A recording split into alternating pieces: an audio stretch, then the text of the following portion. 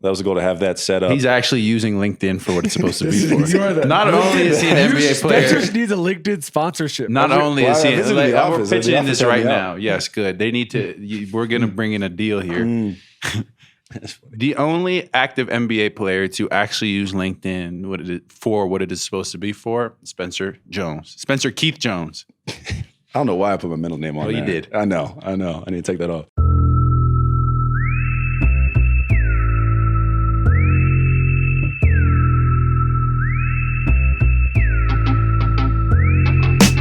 What's up, everybody? Welcome back to the Old Man with Three. I'm your host, Cam Johnson, joined as always by Tommy Alter. Today we have a special guest, Denver Nugget Spencer Jones. Tommy? Hey, man. How you feeling? I'm all right, man. On the mend, for sure. Do you want to give a little? I will say, I was watching the game. This is the Mavericks game last week when you fell down, and it didn't look. I texted you afterwards. It looked gnarly. It didn't look good. Do you want to give your thought process, just how it even? I mean, you've had a lot of these different injuries over the years, so you know your body pretty well. But just your sort of thought process when it all went down. Yeah, unfortunately, you're spot on with that. Yeah, just hyperextended that knee. Came down on a little awkward, but passed all those initial tests, which gave me comfort in terms of, the stability of the joint and everything in there. And so ultimately, worst case scenario was avoided, and I'll be back in a couple of weeks. Started the rehab process last couple of days, and I'm already starting to see improvement, so I'll be okay. Thank you, Tommy. The nice thing is maybe nice isn't the right word, but because you've lived this before, you have a good sense of how to get through this kind of thing, I would say. Yeah, I mean, it's part of the game, one, and two, it's just, I've had my fair share of things, and this is no different in terms of just kind of attacking it and getting back to playing high-level basketball. But in the meantime, I mean, we have a good team, a deep team, and I trust that everybody will continue to keep everything going for us as a group. And then, of course, we should have some other guys coming back, maybe a little bit before I get back. So hopefully when I get back, it's I'm joining a full strength group. Before we get to Spencer, the one thing we have to acknowledge, just because it happened since the last time I saw you or we taped, we talk, I'd say almost every episode, we talk about with Spencer, the magic of Joker. And everyone has their own story and their own version of it. But the Christmas performance, I think is probably one for the books, I would say. Man, that's an understatement. What was it? 56, 16, and 15, maybe? Yeah. And a win in overtime against a really good Minnesota team. It's starting to get to the point, like, as we just kind of sit there and digest what really happened, it's incredible on efficiency. Just he's able to do these types of games so frequently that it's almost kind of easy to take it for granted. I think I saw a stat somewhere that said it was the 7th best statistical game in NBA history. And it's just like, on Christmas Day, on Christmas night, in a big time game, shorthanded. Yeah. It's just incredible. Just the way he's able to control the game completely. And I would also say it was really a full, almost all the games on Christmas were really good. I went to the Knicks game in New York, which was they had a crazy comeback. What was crazy about your guys' one by the end was like, I don't think I've ever seen that in overtime before. Usually it's like you do that, but coming back like that in overtime is nuts. No, and down 9 too. We started off overtime down 9 quickly. Yeah.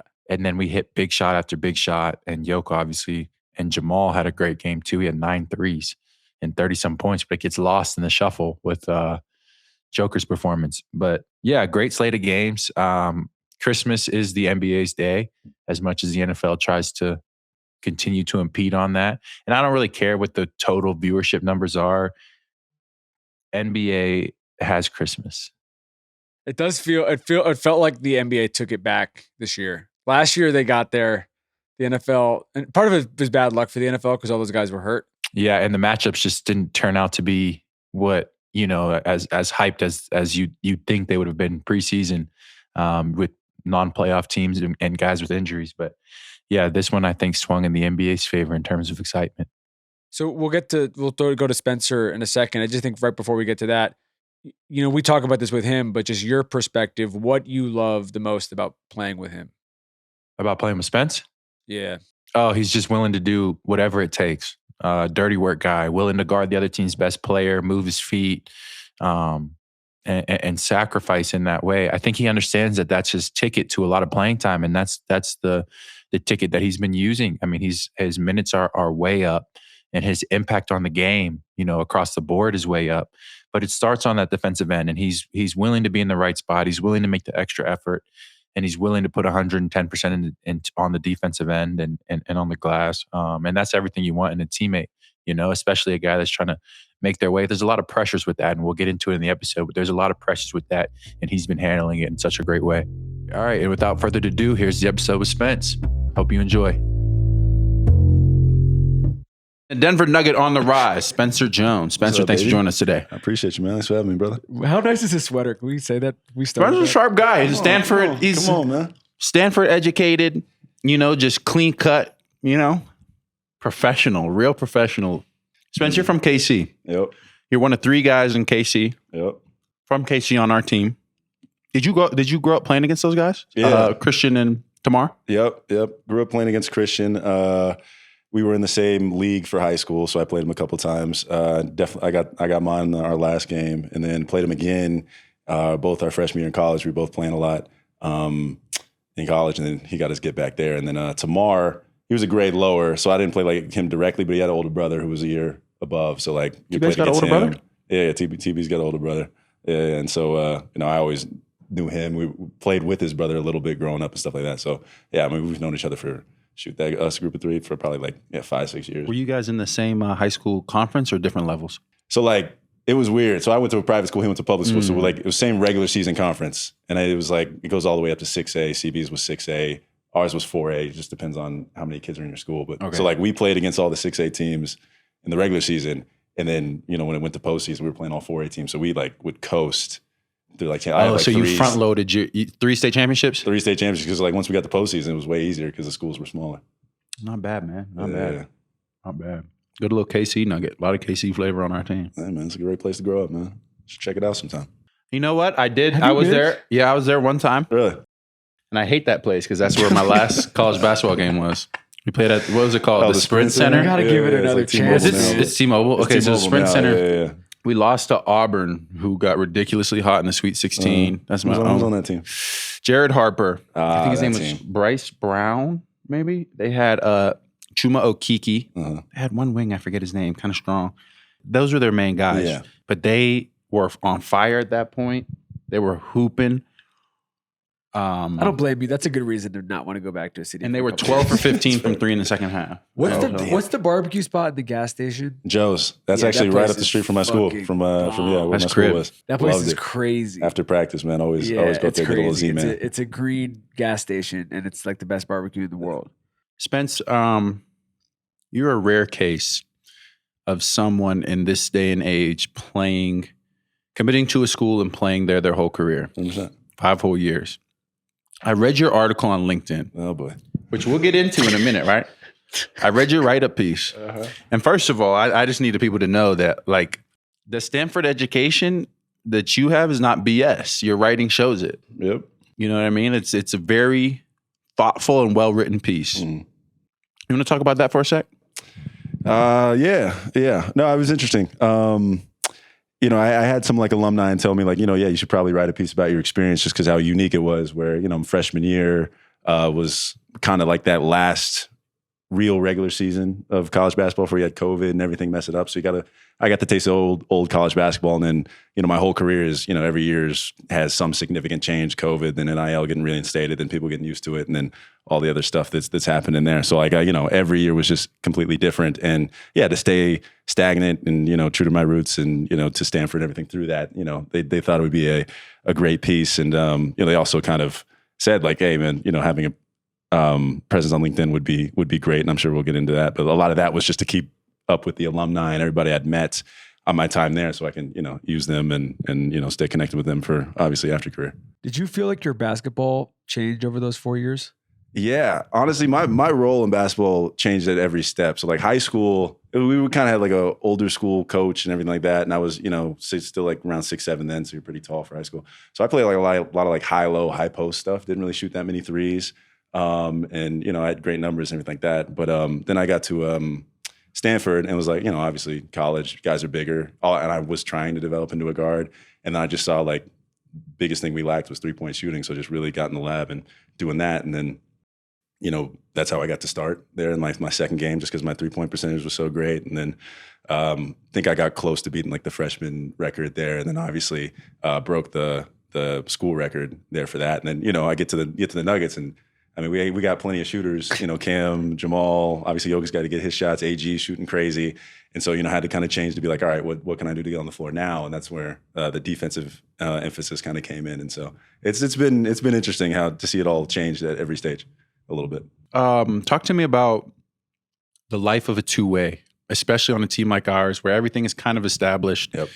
At this point, this is your second year. You've experienced a very, very wide spectrum of experiences for an NBA player. You've been a starter now for a good couple weeks. You were a reserve guy before that.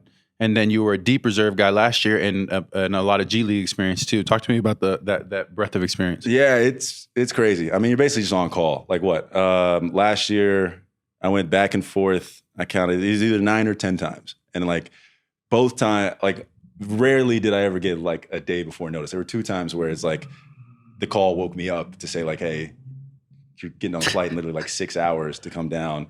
And that, I mean, that's pretty much like how it was. I mean, now I think we have, like I've talked to some of the 2 ways this year where we have a little bit more structured. Like they kind of know when they're coming back. But last year it was like, we had an injury, AG wanted to sit or somebody like that. You're flying down and everything like that. And it was crazy. Like, and it took me till about, I mean, when I'm coming down, I'm pretty much just sitting and, maybe garbage time minutes and stuff like that. It took till, I want to say February or like January to get like that first real opportunity. And even then, I remember because it was in Golden State, which was great because it was, not too far from Stanford. So I had a bunch of people come by. But I had I had just coming off a back-to-back in the G. It was like Saturday, Sunday, had just played basically 40 minutes a game there. Then I leave after that game, I leave the next day flying, from Grand Rapids to Golden State. And then I get in, miss walkthrough, whatever. I'm thinking it's just, general, just, do my workouts and then sit the whole rest of the game and whatever. And then, I get the defensive coach coming like an hour and a half before the game telling me like, hey, you're playing tonight. I'm like, all right, whatever. They said that, they say that a bunch of times. But like, no, you're playing like legit like 20 minutes, everything like that. I'm like, I missed walkthrough. I have no idea what our game plan is. I don't even know who's like playing for the Warriors or whatever. I'm like, what are we doing? He's like, we're just switching 1 through 5 or whatever. So it was probably a throwaway game for us. And everything like that. And so that was like the first legitimate opportunity I had. We ended up beating the Warriors and everything like that. It was great. Had a solid 6 points and, did some stuff. And so that was great. But like it took that long to get that opportunity. Even then, like it was my 3rd game in 3 days. And I was exhausted after that. What's your perspective hearing that? It's crazy. I mean, our G League team, there's only a couple teams where the G League team is significantly further away from the NBA team. And Grand Rapids is one of them. Maybe Miami to Sioux Falls, but Denver to Grand Rapids, I think they're independently owned, which is why like the difference there exists. But that's not like an easy flight necessarily. No, it's over 2 hours. It's over 2 hours. Yeah, it doesn't sound like an easy flight. So it's not like you're up the road. It's not like he's 15, 20, an hour even, or a drive. Like a 2-hour drive would be so much different than trying to navigate those flights. So I mean, it's crazy, yes, but at the same time, like. That's what he has to do. Yeah, he doesn't have an option. Like for a guy that's trying to just get their foot in the door and prove it. Like that's your job right now, right? 100%. If I'm you in your shoes, my job is to just go out there every night and this is why I belong and this is why I need to get on the standard. So it's like you got to do it, and you'll probably look back on this one day and be like, man, like I was grinding. Yeah. No, I mean 100%. And like it is also weirder having them so far apart. They're the communication. Isn't as good as it would be. So like, sometimes I think guys could fall into like, go down to the G, you feel like you got to put up a lot of numbers because everybody in the G is putting up a lot of numbers. But I think like what kind of separated was like the fact that I was going hard defensively and everything like that, which eventually separated. Because like, I mean, look, you go to the G, you'll get numbers. I mean, as many possessions as there are, it's just fast break and stuff like that. But yeah, the ways to stand out is like, I mean, you just got to realize like, look, we got Yoke, we got Jamal, everything like that. It doesn't matter if I'm scoring 30 points on 20 shots or whatever. It's like, what am I doing? All that little stuff that's actually going to have an impact in the game in the 5 minutes that I'll actually have a chance to play. Yeah, I was going to ask about the difference in approach. I mean, to even take the Nuggets specifically out of it, but just like being in the G versus coming to the NBA versus where you know you're playing a role. Yeah, like no matter what team you're on, you know you're playing a role. Versus the G, like to your point, you probably are going to be able to get a little more active and try more things. But how do you kind of like with what you're describing, where you're like, okay, on a Tuesday, I'm taking 20 shots a night, and on a Wednesday, I'm playing defense and I'm taking 2 shots a night. From a pure like habit standpoint, you know, it's probably tricky to like juggle 100%. Those things back and forth. So how do you like get your shit off in the G, but then come back and learn how to like calm it down that quickly? Yeah, I try to keep it as similar as possible. Like, you know, a lot of my stuff is going to be, if I'm up in the Nuggets, like realistically, a lot of the stuff is going to be like, you know, off of closeouts and stuff like that. So it's like not, you know, maybe setting a screen, slipping out, you know, for when you're setting a screen for Yoke and you slip out and he wants to give you an assist and stuff like that. So like being a really good screener and finding points off of that and like trying to find those little advantages, trying to do a lot of off of closeouts, trying to do everything within like 2-3 dribbles or less, because that's realistically kind of how it's going to be.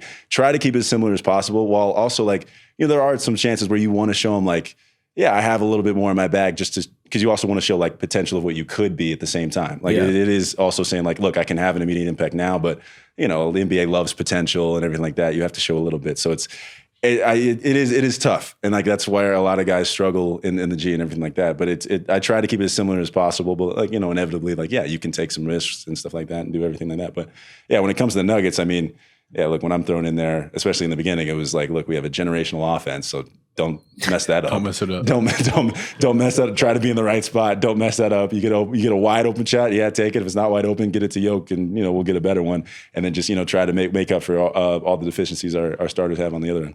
How do you feel you found the balance between that aggression when you're with us, and because when you scored in bunches with us. Yeah. Yesterday, for example, you had your 9 points really quickly. How do you balance your mindset with that in terms of like, because basketball, in my opinion, like you need a lot of rhythm, right? Exactly. So what are you doing to find that rhythm or just to find the mental balance when you're going through stretches where you're not seeing the ball much and then you might get 3 spot-up threes in a row? Yeah.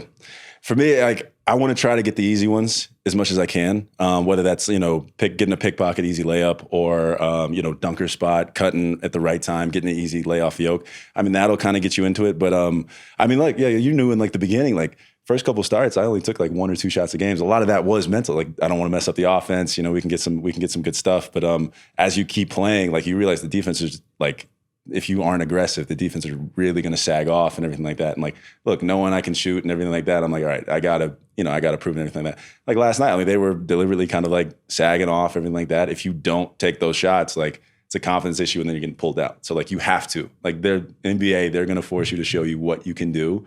And like if you shy away from that, like you're going to be pulled out to the bench. So it was kind of like the defense has kind of forced that kind of aggression out of me. I have a sort of lifestyle question. On this shift, and I can imagine some of this is probably similar to like if you had gotten traded in the middle of the season or something like that. But like finding a place to live, getting a car, like the logistical information of like this is what my life is, not necessarily knowing where you're going to be day to day. How do you do it? How do you manage that part of it? It's a little bit easier here because they take care of my apartment, and then my apartment's right next to the arena, so I still don't have a car. I'm borrowing a teammate's of mine's right now. Car share. Car share. It's a nice little range, man. I'm enjoying it. Like that's the thing I've always tried to do. Like I know I'm on a 2-way. I'm still on a 2-way. And like, part of the reason a lot of guys have financial issues, is like 2 main reasons. Like, look, they have that lifestyle creep and want to try to maintain the lifestyle that, guys with bigger contracts have and anything like that, and then the people around them. Why are you So pointing to me? you got a bigger contract than me. That's why. I'm just saying because you got a bigger contract. No, we're talking about the bigger. We're talking about the bigger. That's all I meant. So I like deliberately like, look, I'm only going to creep it up as my money creeps up. So I had things in route, and like I didn't plan on not buying a car. It's just like, look, it's a 5-minute walk to the gym and everything like that. Security hates it now that I'm starting more and everything like that. But you know, I'll get it eventually. But we'll see. I think it's gonna be a funny story at some point where you're like walking home after like a 40 piece. Like, why is this guy walking? He doesn't have a car. He doesn't have a car. Yeah, I mean, I talked to Deuce about this, and some of the other guys he's like, yeah, my Grand Rapids setup is like super bare bones. This is my bed and my TV and PlayStation. And he's like, I don't have clothes. I live out of a suitcase. And it's like, yeah, your walls are bare and everything like that. Yep. Like, I mean, like, yeah, especially last year, like, you're just living out of a suitcase. You have no idea when that call's coming. My suitcase was always just right next to my bed with a couple clothes in it just in case. And I mean, that's just life. You want to go back to Stanford? Yeah. What made you pick Stanford from the beginning? What were your college options coming out of high school? Yeah, coming out of high school, well, one, it was always going to be an academic decision. That's how my parents were, actually, to the fact that I still like took the Common App and everything like that. Because we didn't like the offer. I was a kind of late bloomer, everything like that. And we didn't like the offers at the time. So like I took the Common App, did the ACT, whatever. ACT score?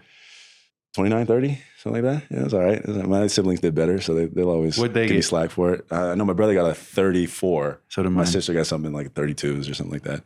But yeah, so I took it and then like picked, I forget what schools, but picked out schools I kind of knew I'd get into. I think Rice was like one of them and stuff like Great that. school. And so that was like the baseline of like academic piece.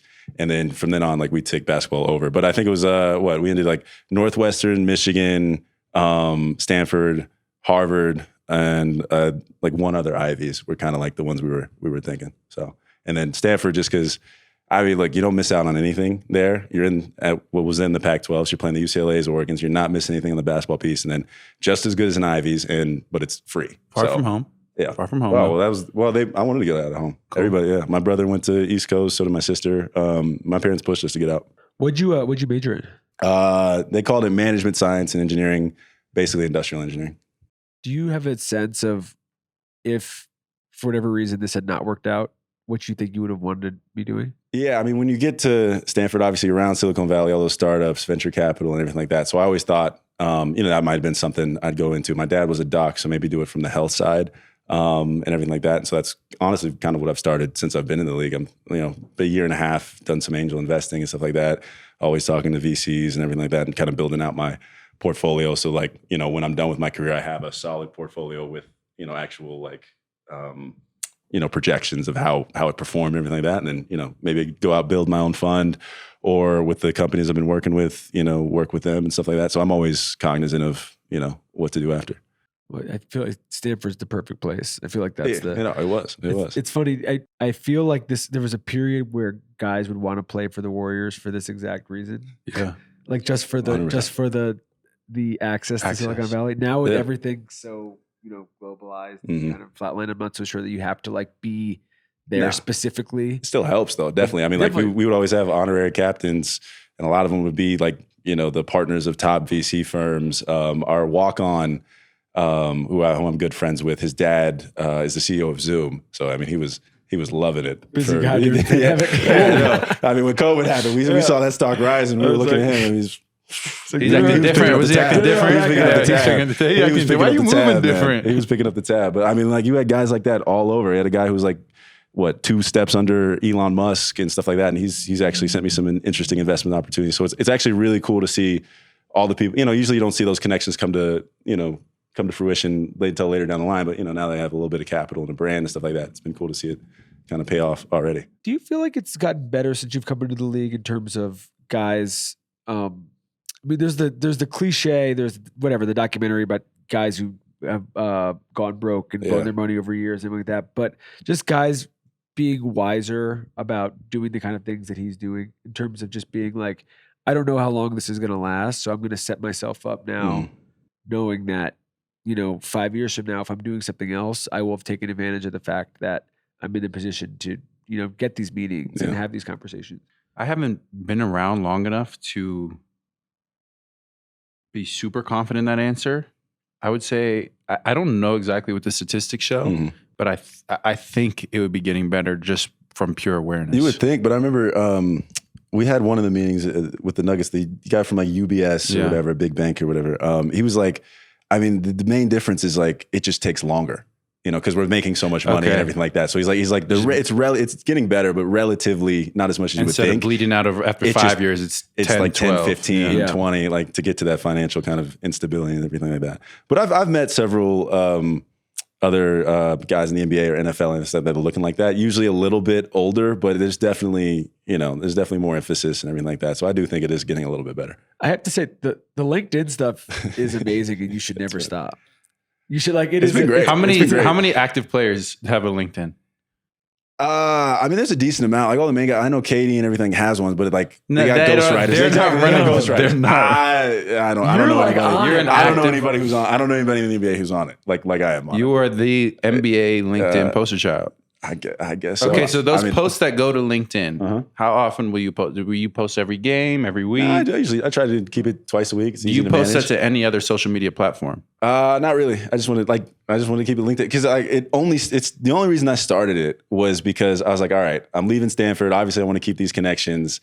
And like, what's the best way to? And then it was kind of like the best way to do it without like individually trying to text everybody individually. It's like, all right, how do I keep a presence within all those business professionals? I mean, they're already on there. Yeah. So it's just easy way to keep presence of mind. It's extremely smart and practical when you explain it this way, because basically you're not going to write like an Instagram story after, like, there's no other, unless you're going to write an op-ed somewhere, which just seems like a waste of time, and honestly probably wouldn't even reach those people that you're talking about. Well, he posts it on LinkedIn. Yeah, That's it actually is what the he best. Yeah, it's been great. It's been fantastic. I mean, I actually had a couple investments come from that, and like it's been great. So no matter what anybody says about the LinkedIn stuff, it is simply for pursuing your business goals. Yeah, that was the goal. That was the goal, to have that set up. He's actually using LinkedIn for what it's supposed to be You are for. the- Not only is he an NBA Spencer player, needs a LinkedIn sponsorship. not only is he, I visited the we're office. The pitching office this helped right me out. now. Yes, good. They need to. We're going to bring in a deal here.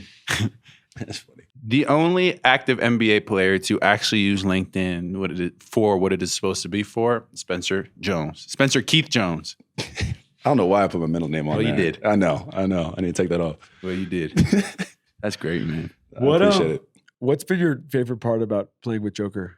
To the easy baskets that just come. Like if you're just in the right spot, he hits you every time.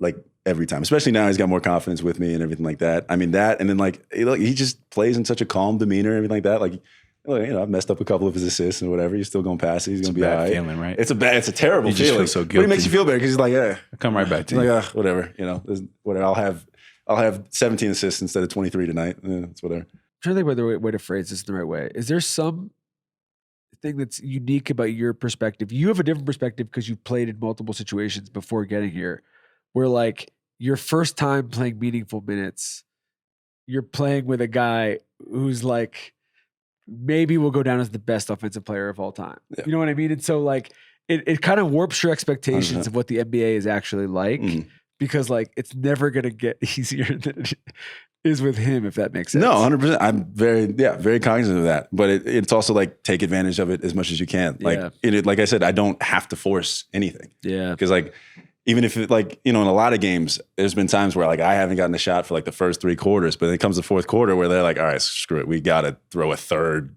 you know, second guy at Jokic and everything like that. And that's where I get like my wide open look and I'm, you know, knock it down. Obviously there's a little pressure to do that, but it's just the fact you don't have to rush anything. So you can really just allow the game to come to you. You're not really worried too much about stats also, just because, you know, when you're on a winning team, as long as you keep winning, you're proving value to everybody else with the fact of the minutes you're playing and stuff like that. So a lot of that just take the tension of just thinking like what others perceive you and your stats and everything like that. Like maybe other people deal with it, you know, teams that are lower trying to prove their value and stuff like that. But if you're just on a winning team, usually, you know, they always say winning usually takes care of it. So What about defensive side of the ball? for that one, What do you feel like you've learned in the last like 3 months? dude, how great some of these guys are at drawing fouls and just like how they just know what to do. And also just, you know, how I'm going to get the tail end of the Just calls will say it like 90% it of is. the I'm not going time. to say anything controversial, but he's learning how the game gets officiated, especially as a two-way player. And I told, like we all tell you, like if they don't know, I'm again avoiding controversy, but like really, really good defenders get away with a lot. Yeah. And it's because referees know how they play and they've been doing it for a long time. They let him get away with it. But Spence has a physical style of defense. We told you them pick up from day one. Like it's a physical style of defense. And if you continue down the path of proving and putting together the tape that you can move your feet, time swipes, time blocks, time contact, then that will continue to improve for you. But in the meantime, it's a lot of fouls, right? And it's something that you have to deal with because it's pulling you out of the game at certain places, changing the way you play. But I do have to give you a lot of credit because the one thing that you always give is effort and attention to detail. Yeah. I mean, look, that's number one thing as a young guy on a winning team is how you're going to get on the floor. It's just that constant effort and energy. And like the physical style is I had to because that's what DA wanted coming into the preseason for guys to pick up the ball quicker or further up and really kind of push guys around because that's, look, I mean, our defense can be a little up and down and stuff like that. And it's because, sometimes we don't give as much energy to that end just because our offense is so great and we know we can kind of take care of it. So that was kind of the next thing to make us even better as a team than what we already are and everything like that. But it is frustrating like now, especially since I'm getting more minutes. Like when I first was getting minutes, like, I'm in there for 10 minutes. Yeah. 2 fouls. 2-3 fouls. Who cares? But it's like now, like, 20 plus where it's like, shoot, I got 2 quick ones in the first. Now I'm sitting most of the second. And like, you're kind of watching other guys like Bruce, hella defender. But like, you see like, oh, he gets away with that. That was just what I got called it for. And I'm like, all right. That is really annoying. It makes sense when you think about it. Yeah. And it's going to change the way you defend, right? Yeah. Like if you have 4 and you're going up and you're going in the game, like you're trying not to draw that 5th. If you have 5, you're obviously trying not to get that 6th. And it's like, you're a little more tentative in your mind, but you've done a good job of balancing that and staying aggressive. I do want to give a quick shout out to this is how when I knew. So I was here preseason playing pickup. I didn't really know your game. I don't think anyone knew. Yeah. And so what definitely caught me off rip was like more to it than you'd think, but super like just quiet, calm, fit in, like do the right things. Everything that you're saying, like you embodied it from day one. And everybody was raving on the coaching staff about your progression throughout the summer.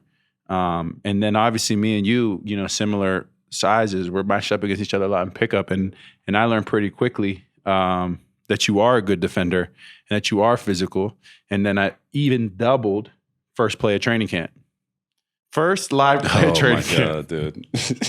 Collision with Spence. Stitches on his arm that didn't heal for like a month. You'll see it a lot of the first games. I had like a wrap around my heart, bro. It took forever for that to heal. Oh my gosh. Julian was so pissed at me for a while because he had just gotten because he had a fake tooth or whatever, but just got like an implant or whatever.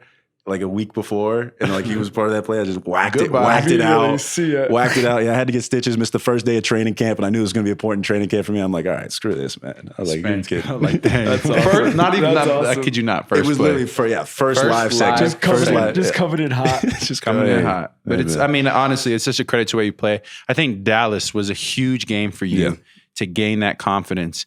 I think you might have scored 7 points quick, maybe. Yeah. And it like maybe the first couple buckets, you're just in the right spot. But after that moment, I felt like I think that's the moment it flipped. Because I think that's where that's the moment I actually felt like I was taking like risks, like with the offensive game where I was like, all right, let me try to create something a little bit here, where it's versus like this is just like the right play. If I don't shoot it, everybody would. And sometimes that's what it takes, right? Like seeing the ball go through the hoop, seeing the aggression pay off, and like, would you have 28 that game? Yeah. Just knowing I can go out there and get 28, exactly. I can do that. You know what I mean? Like, oh, you know what I mean? It puts a lot in perspective. 100%. No, even mentally, like, I mean, the beginning, like I've been more than happy with like 6, right. Or something like that. And then you hit 28, like, oh shoot, like you can get to 10, 15, like not really like, obviously still playing within yourself, but like, it's like, all right, this is, like you have a different expectation going into the game rather than just like, all right, let's hope I just get these 2 easy lays from Yoke, What have you, I know he's been out for a little bit, but what have you learned from AG in terms of just how he plays? AG's actually really helped me because I've never played the dunker. I'm like trying to figure out how to move where many Yoke people wants me have? to go. Yeah, that's what I'm saying. Yeah. And like, you know, I'm obviously not a super athletic guy. I have some athleticism, but he was really helping me on like how to move it, how to get those easy buckets, when to cut off, when your man doubles and stuff like that. And everything like that. So he's been super helpful on that spacing issue, and that's what leads to a lot of shots. Because at first, you know, a lot of times I obviously cut a lot and try to move a lot, but it'd be the wrong timing or wrong spacing. Sometimes it mess with Yoke, and everything like that. And obviously, like I said, you know, it's a cardinal sin if you try to mess with our offense. So, but he's been fantastic, kind of helping me with that. What about Jamal? Jamal's been great. I mean, like I He's remember, just been fucking yeah. balling.